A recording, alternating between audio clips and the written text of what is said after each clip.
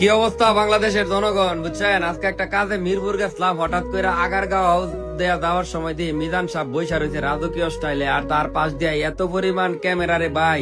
বাংলাদেশের প্রধানমন্ত্রীর সামনে এই পরিমাণ ক্যামেরা দেয় না, বুঝছেন? কে বাংলাদেশের প্রধানমন্ত্রী? ডোনাল্ড ট্রাম্প ফেল, বুঝছেন? এখন মিজান মিয়ার হোটেল বেঙ্গল চেয়ে মাথা মাথা নষ্ট মনে করুন, তার চেয়ে বেশি যারা ভিউ ব্যবসায়ী আছে তারা, মানে ছটকা ফটকা যারা ইউটিউবার আছে আমার মতো, ঠিক তারা। কারণ তারা এত পরিমাণ ডিস্টার্ব করে এই রাস্তার, মনে করেন আগে এটা রিক্সাওয়ালাগর হোটেল আছে, মানে এগর জ্বালা প্রত্যেকদিন 200-300 মনে করুন এই আমাদের মতো এই সস্তা সাংবাদিক এবং সস্তা ইউটিউবার যারা আছে এরা গায়ে বইয়াতে, এই কারণে মনে করুন না রিক্সাওয়ালারা খাইবো কি, হেগর খাওয়ানোই তো হয় না। এখন কথা যেটা সেটা হলো হোটেল ভাঙ্গালছে, এই কারণে তারা বিভিন্ন বিজ্ঞাপন দিতেছে যে হোটেল ভাঙ্গা ঠিক হয়েছে না, এটা হয়েছে না, এটা হয়েছে না।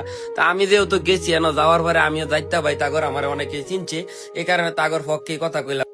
তবে সর্বদিক মিলে পরিবেশ পরিস্থিতি বিবেচনা করে এইটুক বুঝলাম যে আসলে মিজানের ফেডো লাগতে দিচ্ছে না, সিটি কর্পোরেশন ফেডো লাগতে দিচ্ছে যারা সস্তা ইউটিউবার আছে হেগর, বুঝছেন? কারণ হেরা এর ছাড়া ভিডিও করার ভাই আর কোন রাস্তা নাই, বুঝছেন? এই যে দেখেন অবস্থা, এই জায়গায় কিন্তু হোটেল ভাঙ্গা, তারপরে রাস্তা বেশি অর্ধেকটা দল করে বসে রয়েছে, বুঝছেন? যানজট লাগবে না কি কারণে?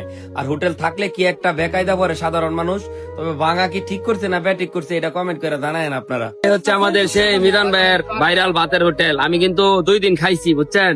এই জায়গাটা যাওয়ার সাথে আচ্ছা গাজীপুরতে আসলাম, এই হোটেলে খাই আমি ভাঙ্গা টাঙ্গা শেষ করে আলছি। কত হইলো দেশে এত এত জায়গার মাঝে, এত এত জায়গার মাঝে অবৈধ অবৈধ স্থাপনা, এত কিছু, এইগুলা ভাঙ্গার নাম নাই। আর এই বেটা 100 টাকা করে ভাত বেচে, এখানে রিক্সাওয়ালা টিক্সাওয়ালা আমগর মতো গরিব যারা আছে সবাই এসে খায়। এ জায়গায় এটা ভাঙ্গার কি দরকার আছে? এই জায়গায় যে মিজান ভাইয়ের হোটেলটা ভাঙছে এটা কি সঠিক না ব্যাঠিক আপনারা অবশ্যই কমেন্ট করে জানাবেন, ঠিক আছে?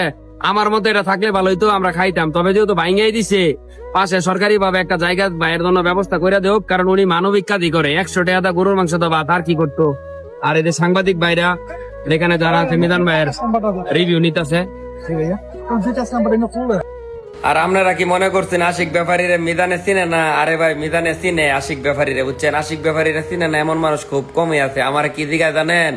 আমার কইতেছে রেলগাড়ির লগে আপনার এত শত্রুতাকে লিখা। উত্তরে আমি একটা কথাই কইলাম, রেলগাড়ি ভাই আমার বাড়ির উঠে তো, আর এটা শব্দে ঘুম ভাঙ্গা যায়, এই কারণে রেলগাড়ির লগে শত্রুতা।